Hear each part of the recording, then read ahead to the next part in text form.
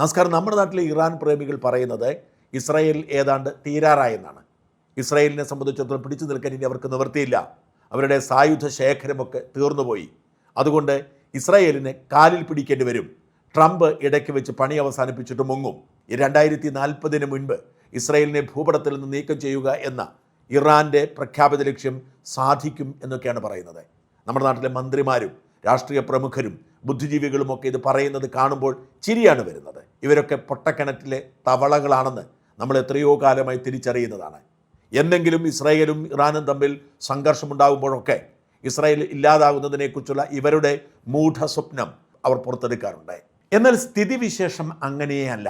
സ്ഥിതിവിശേഷം എന്ന് പറയുന്നത് ഇറാൻ പൂർണ്ണമായും തകർച്ചയുടെ വക്കിലേക്ക് പോകുന്നൊരു സാഹചര്യമാണ്. അവർ ശേഖരിച്ച് വെച്ചിരിക്കുന്ന അവരുടെ ആയുധങ്ങൾ തലങ്ങനെയും വിലങ്ങനെയും പായിച്ച് ചിലതൊക്കെ ലക്ഷ്യത്തിലെത്തുന്നുണ്ട് എന്നതല്ലാതെ അവർക്ക് പിടിച്ചു നിൽക്കാൻ കഴിയുന്ന സാഹചര്യമില്ല. യുദ്ധത്തെ നിയന്ത്രിക്കാൻ അവർക്കൊരു സംവിധാനമില്ല. ഇപ്പോൾ പുതിയ ലീഡറെ തെരഞ്ഞെടുത്തു എന്ന് പറയുമ്പോഴും അതിൽ തന്നെ ഭിന്നതയുണ്ട്. ഇപ്പോൾ പുതുതായി തെരഞ്ഞെടുത്തു എന്ന് മാധ്യമങ്ങൾ റിപ്പോർട്ട് ചെയ്യുന്നത് ഇറാനിലെ പരമാധികാരിയായിരുന്ന അലി ഖൊമേനിയുടെ മകനെയാണ്. ആ മകൻ ഇതുവരെ ഒരു സ്പിരിച്വൽ ലീഡർ എന്ന നിലയിൽ പെർഫോം ചെയ്തിട്ടില്ല. അതുകൊണ്ട് തന്നെ മുതിർന്ന പുരോഹിതന്മാർ അംഗീകരിക്കുമെന്ന കാര്യത്തിൽ തർക്കമുണ്ട്. എന്ന് മാത്രമല്ല, സൈനിക മുൻനിരയിലെ മിക്കവരും കൊല്ലപ്പെട്ടിരിക്കുന്നു. അതുകൊണ്ട് തന്നെ ആശയക്കുഴപ്പമാണ് അവിടെ തുടരുന്നത്. അവരെ ആകപ്പാടെ ചെയ്തുകൊണ്ടിരിക്കുന്നത് GCC രാജ്യങ്ങളെ പ്രകോപിപ്പിച്ച് അവരെ സമ്മർദ്ദത്തിലാഴ്ത്തി ആ സമ്മർദ്ദത്തിലൂടെ അമേരിക്കയെയും ഇസ്രായേലിനെയും വരുതിക്ക് കൊണ്ടുവരിക എന്ന തന്ത്രമാണ്. എന്നാൽ അവർ ഉദ്ദേശിച്ചതുപോലെ അല്ല കാര്യങ്ങൾ നീങ്ങുന്നത്. GCC രാജ്യങ്ങൾ, പ്രത്യേകിച്ച് സൗദി അറേബ്യ, ഖത്തർ പ്രകോപിതരായിരിക്കുന്നു. UAE ഇതുവരെ പരസ്യമായി പ്രതികരണം നടത്തിയിട്ടില്ല. ഏറ്റവും അധികം തിരിച്ചടി UAEക്കാണ് കിട്ടിക്കൊണ്ടിരിക്കുന്നതെങ്കിലും. എന്നാൽ ഖത്തർ പറഞ്ഞു. ഖത്തർ നമുക്കറിയാം, മറ്റ് രാജ്യങ്ങളെ വെച്ച് നോക്കുമ്പോൾ ഇറാനുമായി അടുപ്പമുള്ള രാജ്യമാണ്. പൊളിറ്റിക്കൽ ഇസ്ലാമിനെ പിന്തുണയ്ക്കുന്ന രാജ്യമാണ്. അമേരിക്കയുടെ വലിയ ഇടപെടലിനെ തുടർന്നാണ് ഖത്തറിനെ ഒന്ന് ശരിയാക്കി കൊണ്ടുവന്നത്. അമേരിക്കയാണ് ഖത്തറിനെ ഒന്ന് സംരക്ഷിച്ച് ഈ ലെവലിൽ എത്തിച്ചത്. എന്നാൽ ഖത്തർ പറയുകയാണ്, ഖത്തറിൻ്റെ വിദേശകാര്യമന്ത്രി ഇന്നലെ പറയുകയാണ്, റെഡ് ലൈൻ മറികടന്നിരിക്കുന്നു, ചുവപ്പ് വര മറികടന്നിരിക്കുന്നു. എന്ന് വെച്ചാൽ ഇറാൻ ഞങ്ങളെ എന്തിനാണ് ഇങ്ങനെ ഉപദ്രവിക്കാൻ ശ്രമിക്കുന്നത്? വെറുതെ വിടില്ല, ഇതിന് ചോദിക്കാതിരിക്കാൻ കഴിയില്ല, പ്രതികാരമുണ്ട് എന്ന് ഖത്തർ പറയുകയാണ്. സൗദി അറേബ്യ അമേരിക്ക അറിയിച്ചിരിക്കുന്നു, ഇങ്ങനെ എത്ര കാലം മുമ്പോട്ട് പോകാൻ പറ്റും? ഈ പ്രകോപനം ഇങ്ങനെ സഹിക്കാൻ കഴിയില്ല. എന്തിനാണ് ഞങ്ങളെ ആക്രമിക്കുന്നത്? അതുകൊണ്ട് ഞങ്ങളും കൂടും എന്ന് മുന്നറിയിപ്പ് കൊടുത്തിരിക്കുകയാണ്. UAE പരസ്യമായി പ്രതികരിച്ചിട്ടില്ലെങ്കിലും UAEയുടെ രീതി അതാണ്. സൗദിയും ഖത്തറും പോലല്ല. UAEയും ഇതേ ധാരണയിലെത്തിയിരിക്കുന്നു. UAE, ഖത്തറും സൗദിയും ഒക്കെ ഇങ്ങനെ പോയാൽ യുദ്ധത്തിന് ഇറങ്ങേണ്ടി വരും, അനാവശ്യമായി ഇവരുടെ മേൽ ആക്രമണം ഉണ്ടാകുന്നു എന്ന ഒരു സാഹചര്യത്തിൽ രംഗത്തിറങ്ങുമെന്നാണ് റിപ്പോർട്ടുകൾ. നമ്മൾ ഇതിന് പ്രത്യേകം നോക്കണം. ഈ GCC രാജ്യങ്ങൾ ഇസ്ലാമിക രാജ്യങ്ങളാണ് എന്ന് പറയുമ്പോഴും അവിടെ ഇസ്ലാം മതം മാത്രമാണ്. അതിനപ്പുറത്തേക്ക് ഇസ്ലാമിന് ഒരു സ്വാധീനവുമില്ല.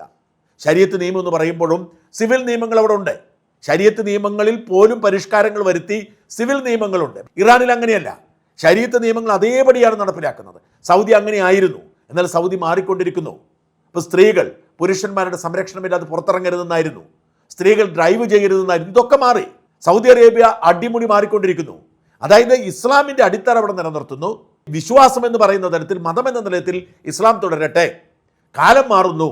ഈ പരിഷ്കാരത്തിനനുസരിച്ച് സിവിൽ സൊസൈറ്റിയെ മാറ്റണം, ലാഭമുണ്ടാക്കണം, ബിസിനസ് ഉണ്ടാവണം, പൗരാവകാശങ്ങൾ സംരക്ഷിക്കണം. എന്നാൽ ഇസ്ലാമിക അടിത്തറയിലായിരിക്കണം, ഇസ്ലാമിക സംസ്കാരത്തിലായിരിക്കണം വളരുന്നത്. ഇതാണ് ഈ GCC രാജ്യങ്ങളുടെ പ്രത്യേകത. അതുകൊണ്ടാണ് അവർക്ക് അമേരിക്കയുടെ സൗഹൃദത്തിലാകാൻ കഴിയുന്നത്. എന്നാൽ ഇവർ നേരിട്ടിരുന്ന ഏറ്റവും വലിയ വെല്ലുവിളി പൊളിറ്റിക്കൽ ഇസ്ലാമാണ്. അതായത് ഇവരൊക്കെ അധികാരം പിടിച്ച് മുമ്പോട്ട് പോകുമ്പോൾ, ജനങ്ങൾക്ക് സ്വതന്ത്രമായി ജീവിക്കാനുള്ള സാഹചര്യം ഒരുക്കി കൊടുക്കുമ്പോൾ, സിവിൽ റൈറ്റുകൾ കൊടുക്കുമ്പോൾ, അതിനെതിരെ നിൽക്കുന്ന ഇറാൻ ഒരു സൈനിക ശക്തിയായി മാറുകയും ഈ രാജ്യങ്ങളിലേക്ക് ഒരു അധിനിവേശം സംഭവിക്കുകയും ചെയ്യാനുള്ള ഇടയുണ്ട്. ഇതവർ തിരിച്ചറിഞ്ഞിരുന്നു. പ്രത്യേകിച്ച് സുന്നി വിശ്വാസം അംഗീകരിക്കുന്നില്ല ഇറാൻ. ഷിയ വിശ്വാസമാണ് ശരി. സുന്നികളുടെ നിയന്ത്രണത്തിലാണ് മക്ക പോലും. അതുകൊണ്ട് ആ നിയന്ത്രണമൊക്കെ ഇല്ലാതാക്കണം. സുന്നികൾ യഥാർത്ഥ വിശ്വാസികളല്ല എന്ന് കരുതുന്ന ഷിയ വിശ്വാസത്തെ പിന്തുടരുന്ന ഇറാൻ ശക്തിപ്പെടുമ്പോൾ, അവർക്ക് അണുവായുധമുണ്ടാകുമ്പോൾ, അവർ ഒരു സൈനിക ശക്തിയായി മാറുമ്പോൾ ഈ രാജ്യങ്ങളുടെ മേൽ അധിനിവേശം ഉണ്ടാവാം. ഈ അറബ് രാജ്യങ്ങളുടെ ഒരു ഏകീകൃത ഇസ്ലാമിക ലോകം എന്ന സങ്കല്പം ഉണ്ടാവാം. അത്തരം ഒരു സാഹചര്യത്തെ ഒഴിവാക്കാനാണ് അമേരിക്കയുടെ അടുപ്പത്തിനും സൗഹൃദത്തിനും ഈ രാജ്യങ്ങൾ നീങ്ങിയത്. അമേരിക്കയുടെ സൈനിക താവളം ഈ രാജ്യങ്ങളിലൊക്കെ അനുവദിച്ചത് ഖത്തറിൽ പോലും ഇറാനെ ഭയപ്പെട്ടാണ്. ഇറാനിൽ നിന്നും തിരിച്ചടി ഉണ്ടാകുമ്പോൾ അത് പ്രതിരോധിക്കുക എന്ന ലക്ഷ്യത്തിലാണ് ഈ സൈനിക താവളങ്ങൾക്ക് അനുമതി കൊടുത്തത്. എന്ന് വെച്ചാൽ അമേരിക്കയുടെ സുരക്ഷയിലാണ് ഈ GCC രാജ്യങ്ങൾ നിലനിൽക്കുന്നത്. അതുകൊണ്ട് ഇസ്ലാമിക പാരമ്പര്യം നിലനിർത്തുമ്പോഴും രാജ്യം എന്ന നിലയിൽ സ്വാതന്ത്ര്യം നിലനിർത്താൻ ആഗ്രഹിക്കുന്ന അമേരിക്കയുടെ പിൻബലത്തിലാണ്. എന്നിട്ടും ഒരു ഇസ്ലാമിക രാജ്യത്തിന് നേരെ ആക്രമിച്ചെന്ന് പേരുദോഷം ഒഴിവാക്കാൻ അമേരിക്കയോട് ശക്തമായ മുന്നറിയിപ്പ് കൊടുത്തിരുന്ന രാജ്യങ്ങൾ നിങ്ങൾക്കിവിടെ തന്നിരിക്കുന്ന ബേസ്, അതായത് ഖത്തറിലാണെങ്കിലും സൗദിയിലാണെങ്കിലും ബഹ്റൈനിലാണെങ്കിലും നിങ്ങളുടെ സൈനിക ബേസ് എന്ന് പറയുന്നത് ഞങ്ങളുടെ സംരക്ഷണത്തിന് വേണ്ടിയുള്ളതാണ്, അല്ലാതെ നിങ്ങൾക്ക് മറ്റൊരു ഇസ്ലാമിക രാജ്യത്തെ ആക്രമിക്കാനുള്ളതല്ല.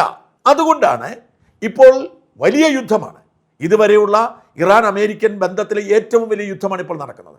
എന്നിട്ടും കിലോമീറ്ററുകൾക്ക് അകലെ അമേരിക്കയിൽ നിന്നും ഇസ്രയേലിൽ നിന്നും മറ്റ് ചില അമേരിക്കൻ ബേസിൽ നിന്നും അമേരിക്കൻ യുദ്ധക്കപ്പലിൽ നിന്നുമാണ് ആക്രമിക്കുന്നത്.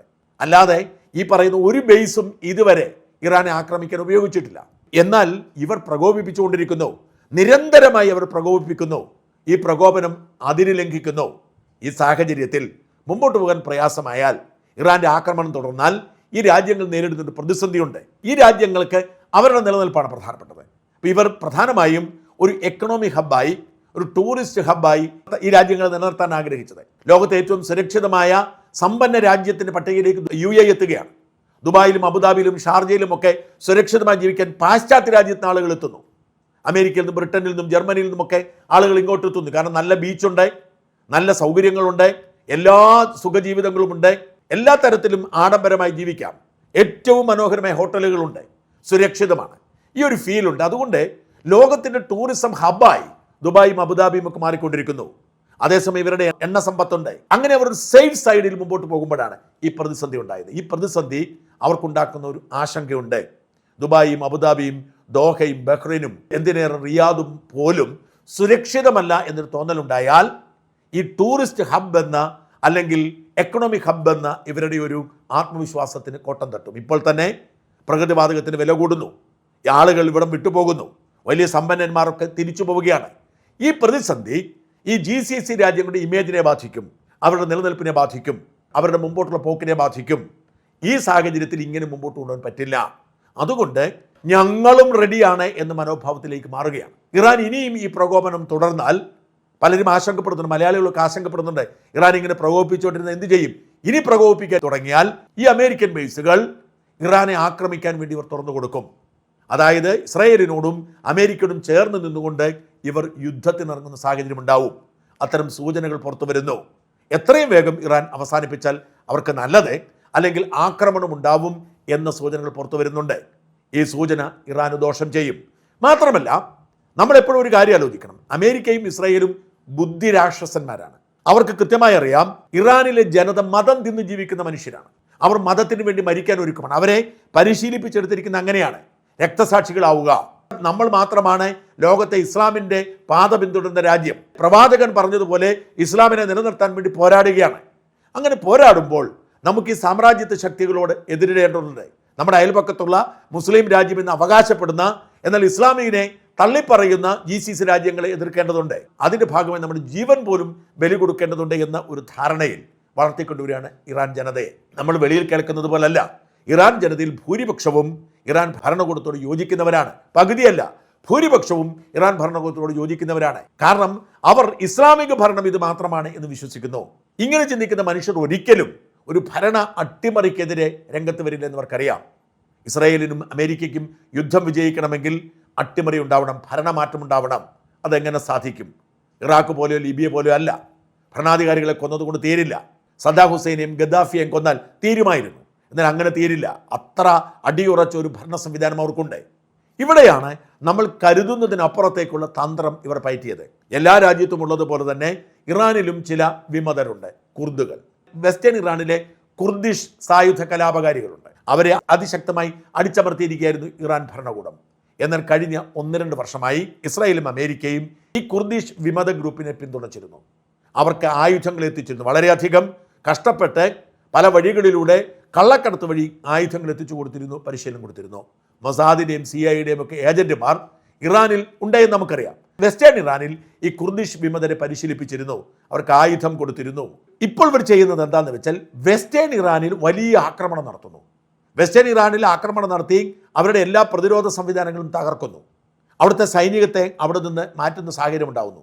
സൈന്യത്തിനും പോലീസിനും ആഭ്യന്തരമായി ഒരു വിഷയമുണ്ടായാൽ അത് കൈകാര്യം ചെയ്യാൻ കഴിയാത്തൊരു സാഹചര്യം സൃഷ്ടിച്ചു കൊടുക്കുന്നു. അങ്ങനെ ഒരു സാഹചര്യം സൃഷ്ടിച്ചിട്ട് ഈ സമയത്ത് ഈ കുർദിഷ് വിമതർ രംഗത്തിറങ്ങുന്ന സാഹചര്യമാണ്. അവർ സായുധ വിപ്ലവത്തിന് തുടക്കമിടുന്നു. വെസ്റ്റേൺ ഇറാനിൽ നിന്നും സായുധ വിപ്ലവത്തിന് തുടക്കമിടുന്നു. അങ്ങനെ അവർ രംഗത്തിറങ്ങുമ്പോൾ അവരെ അടിച്ചമർത്താൻ കഴിയുന്ന ഒരു സാഹചര്യം ഇല്ലാതെ വരുന്നു. കാരണം ഈ പട്ടാളത്തിന് ഇസ്രായേലിനെയും അമേരിക്കയും നേരിടാനേ നേരമുള്ളൂ. അവർക്കൊരിക്കലും ആഭ്യന്തര കലാപം അടിച്ചമർത്താൻ പറ്റാത്ത സാഹചര്യമുണ്ട്. അവിടെ നിന്ന് ഒരു സായുധ കലാപം ഏറെ വൈകാതെ തുടങ്ങി വരുമെന്നും ആ സായുധ കലാപം പതിയെ പതിയെ മറ്റുള്ളവർ ഏറ്റെടുക്കുമെന്നും അങ്ങനെ ഭരണകൂടത്തെ അട്ടിമറിക്കുന്ന തരത്തിലേക്ക് ആഭ്യന്തര കലാപം രൂപപ്പെടുമെന്നും അമേരിക്ക പദ്ധതിയിട്ടിട്ടുണ്ട്. ഏറെ വൈകാതെ വെസ്റ്റേൺ ഇറാനിൽ നിന്നും കുർദിഷ് കലാപകാരികൾ രംഗത്തിറങ്ങും എന്ന് തന്നെയാണ് റിപ്പോർട്ടുകൾ. അതായത് ഇറാൻ്റെ സമയം കുറിച്ചിരിക്കുന്നു. സൗദിയെയും UAEയും ഖത്തറിനെയും പോലും ശത്രുപക്ഷത്താക്കി അവരുടെ പിന്തുണയോടെ അമേരിക്കയ്ക്കും ഇസ്രായേലിനും യുദ്ധം നടത്താനും അതേസമയം തന്നെ ആഭ്യന്തര കലാപമുണ്ടാക്കി ഭരണത്തെ അട്ടിമറിക്കാനുമുള്ള എല്ലാ നീക്കങ്ങളും വിജയിച്ചിരിക്കുന്നു. ദിവസങ്ങൾക്കകം ഇതൊക്കെ സംഭവിച്ചേക്കുമെന്നാണ് പശ്ചിമേഷ്യയിലെ വിദഗ്ധരുടെ വിലയിരുത്തൽ.